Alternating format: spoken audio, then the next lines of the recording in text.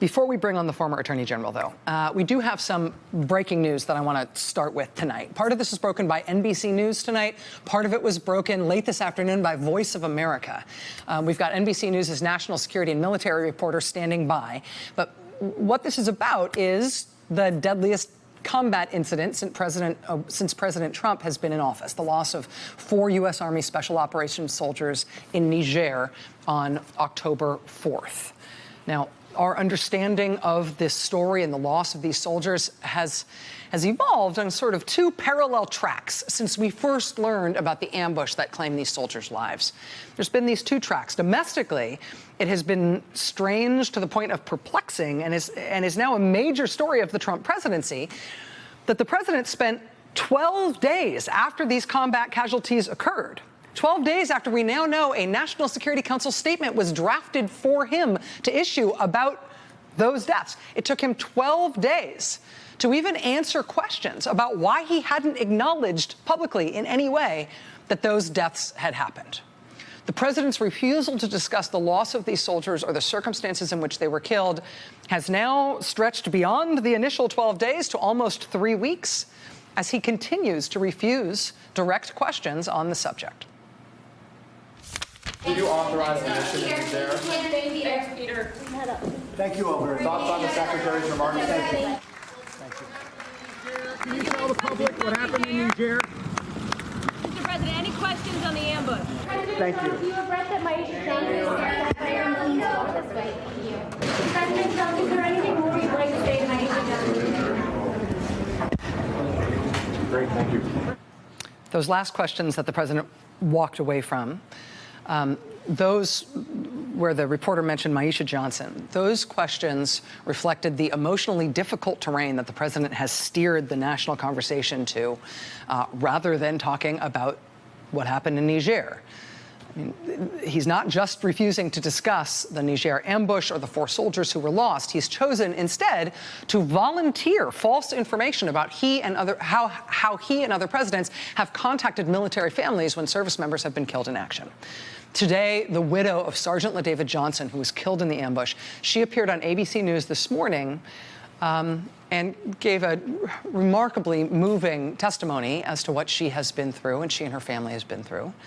But not incidentally, she also this morning became the 3rd person to corroborate consistently the nature of the condolence phone call that President Trump made to her and her family last week after he'd faced almost 2 weeks of questions about why he hadn't said anything about those military deaths.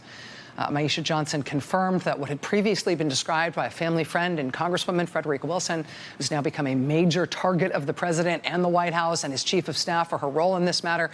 Maisha Johnson today, Sergeant LaDavid Johnson's widow, confirmed today that what the congressman said was true. The president did make remarks in his condolence call that were perceived to be hurtful and insensitive by Sergeant Johnson's family and by Mrs. Johnson herself, including what she described today as the president clearly not being familiar with her husband's name. President Trump still will not discuss the soldiers who were lost or publicly acknowledge their deaths or talk about what happened to them in Niger. But after those remarks in that ABC interview this morning from Sergeant Johnson's widow, the president did take time on Twitter to angrily tweet his denial of the grieving widow's account of their conversation.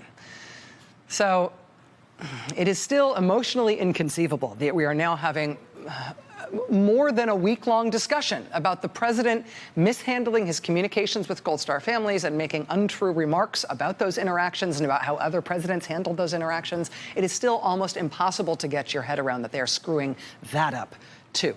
But while that continued for another day today, stretching this into its 2nd week, the chairman of the Joint Chiefs of Staff, Marine Corps General Joseph Dunford, made himself available to the Pentagon press corps today to actually deliver some information about what happened to these 4 soldiers in Niger. Between his prepared remarks and the very lengthy list of questions he took from the sharp Pentagon press corps today, General Dunford spoke to the press about this matter today for nearly an hour, and he did advance our understanding about what happened. at a time when even senior U.S. senators from both parties are admitting that they had no idea that the U.S. had troops in Niger. General Dunford clarified today that not only are there something like 800 U.S. troops serving in Niger right now, there are more U.S. troops serving in Niger right now than in any other country in Western Africa. If senior U.S. senators with national security responsibilities like Lindsey Graham and Chuck Schumer didn't know that we had any troops in Niger, let alone more than any other country in that part of the world, you could guess that the American public had no idea of that either. But General Dunford made that clear today. He also gave a painful, but at least to my mind, considerate, and at least painful, but I would say painful, but considerate and careful response to a particularly troubling issue that has been raised personally by Sergeant LaDavid Johnson's widow. We have seen these images of her embracing her husband's casket, both upon it being returned to the United States and at his funeral this weekend in Florida. Maisha Johnson explained today to ABC that part of her has doubts that her husband is even in that casket because she says she was denied permission not just to see his face, but to see any part of his body. I want to know why it took them 48 hours to find my husband. Why couldn't I see my husband? Every time I asked to see my husband, they wouldn't let me. They won't show me a finger, a hand. I know my husband's body from head to toe, and they won't let me see anything. Maisha Johnson was not only married to Sergeant LaDavid Johnson and is the mother of his children, they were also childhood sweethearts. She first met him when she was 6 years old. So she knows what she speaks. General Dunford was asked, why is it that she has not been able to see her husband's body if she wants to? And he had to answer that.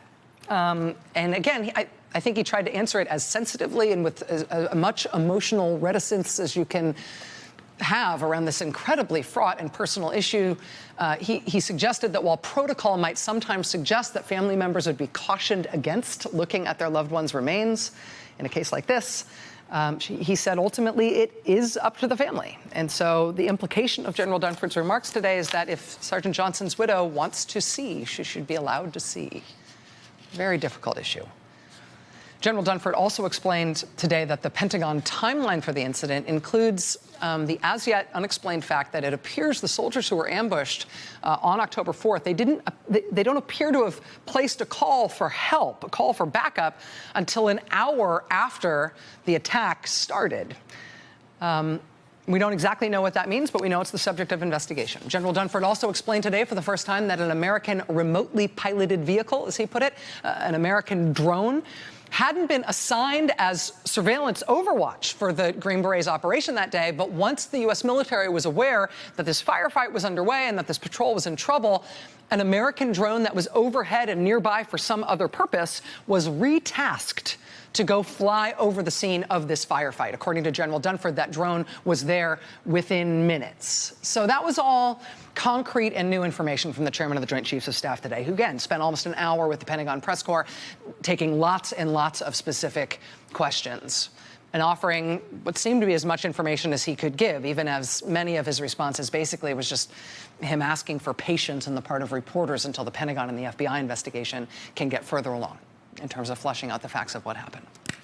So in terms of the story, obviously there's this continuing drama and consternation around the president's continued reticence to talk about this and his emotionally distressing and false remarks around the issue of condolences to military families. That is part of this story. That is happening domestically. At the Pentagon today, we've got General Dunford explaining what can be explained until the investigation goes further along. But then there's a third track, which is reporting. And as General Dunford was finishing up his remarks today at the Pentagon, the story of what happened in Niger started to break in a whole new direction. And the first information came from Voice of America News, and then later on from NBC News this evening. What Voice of America was able to break late this afternoon was thanks to their French language broadcasting service in West Africa.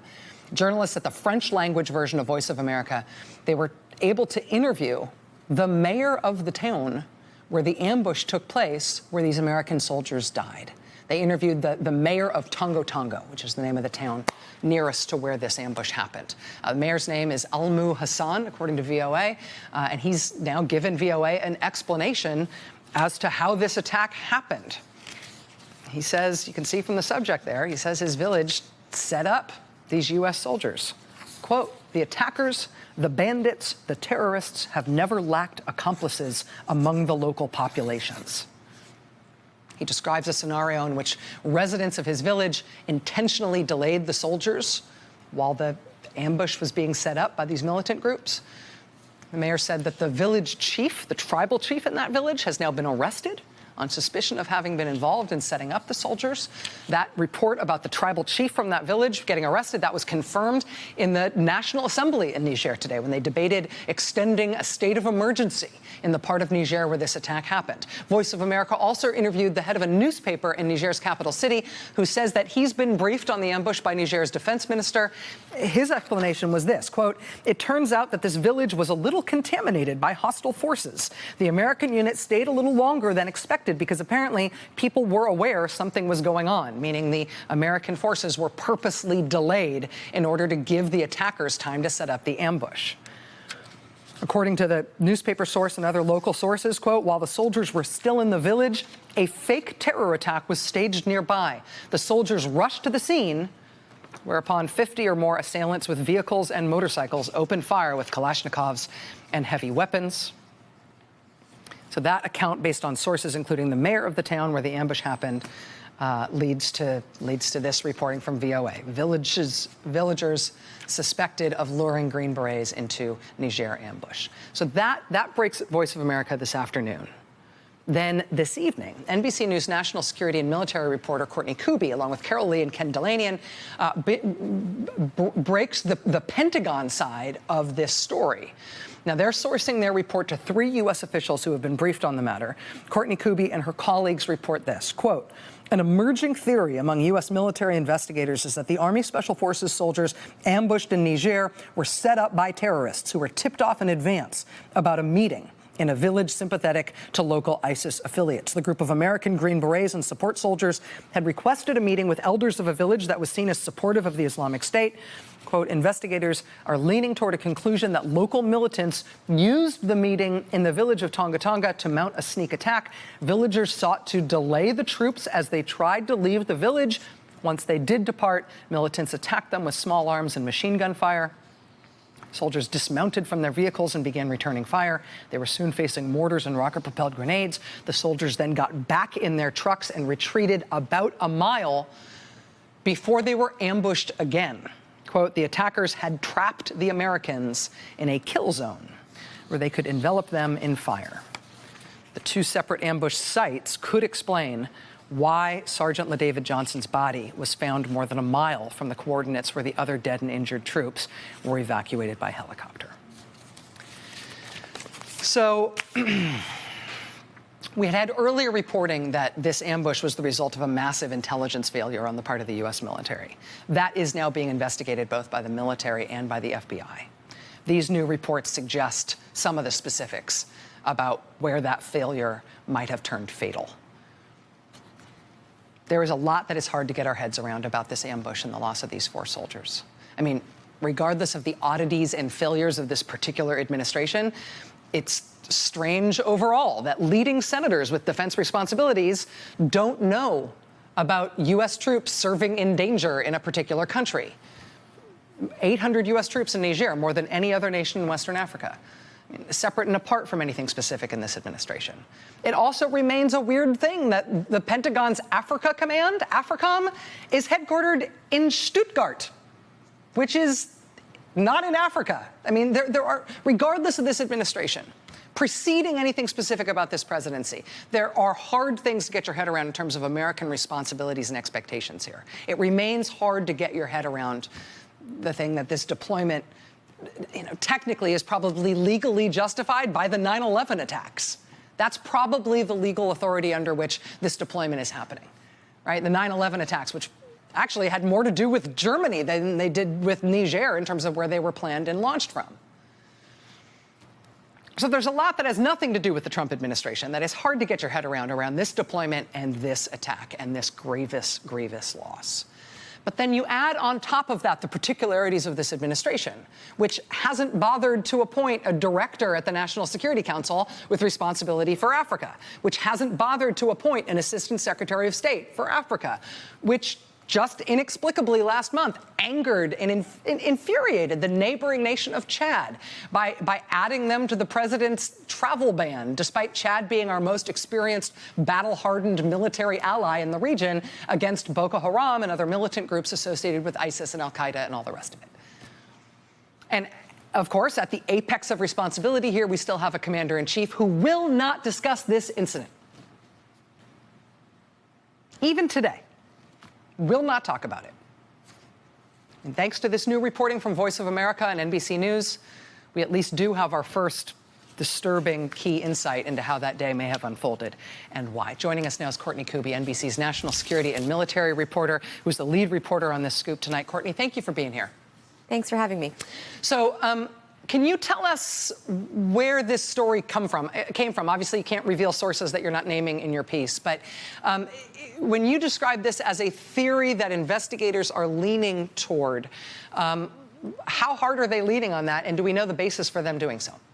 So it's been a rumor, candidly, for, since a couple of days after the attack and after Sergeant Johnson's body was found. There have been rumors that there was just something fishy here. And whether it was that they were lured to this meeting and it was a setup, or the elders or the villagers or whomever it was, the sticking point that U.S. military and defense officials who I spoke with and intelligence officials, the sticking point was always, how is it possible that this large number of militants were able to mass without the U.S. knowing? And so I think they started from there and moved on. And then just in the past 2 or 3 days, officials who we've spoken with have started calling this the more prevailing theory, that there was something here that the U.S., these soldiers were set up for. We don't know the extent yet. We don't know if it was, villagers or just the elders or exactly what. But that's something that, is still under investigation here, Rachel. Soldiers in far-flung parts of the world, particularly when they are far from support services and search and rescue resources and things like that, we know that their lives in many ways depend on both intelligence but also copacetic working relationships with local forces and support forces. We've heard this previously described as a massive intelligence failure on the part of the U.S. It certainly seems like they walked into something blind that there ought to have been some intel about. There ought to have been some way to have some foresight about. Do we know anything about the way the Pentagon and the FBI are pursuing the investigation into that part of it? So we know that right now they still believe this is some sort of an ISIS affiliate. One that they're looking at is ISIS-GS, which stands for ISIS Greater Sahel. They are trying to make a name for themselves and become an actual ISIS affiliate. That, of course, is still under investigation, exactly who was behind this. One thing that is clear that defense officials do not deny is that this was an ISIS sympathetic area. That means that there were fighters there were villagers there who, whether they actually believed in the ISIS ideology or they just are doing what they have to do to survive, remember, this is a very tribal area. So much of what these guys, these villagers may have been doing, it could have been nothing more than an allegiance to the area and a sense of how to survive. We just don't know. That's something that's still under investigation. The FBI, we forget that, this is a U.S. military mission, but the FBI often does help with investigations like this. Think of what they're good at. They're good at getting the bad guy, finding out who the bad guy is. And that's one of the main reasons that they're involved in this. They also have some sort of a role in forensics here. I don't really know the extent of it, but that's those are two of the areas that the FBI investigators are helping with. Courtney Kuby, NBC national security and military reporter, lead reporter on this scoop tonight for NBC News. Courtney, thanks for helping us understand it. Really appreciate your time. Thank you. All right. Former Attorney General Eric Holder joins us live for the interview in just a moment. Stay with us.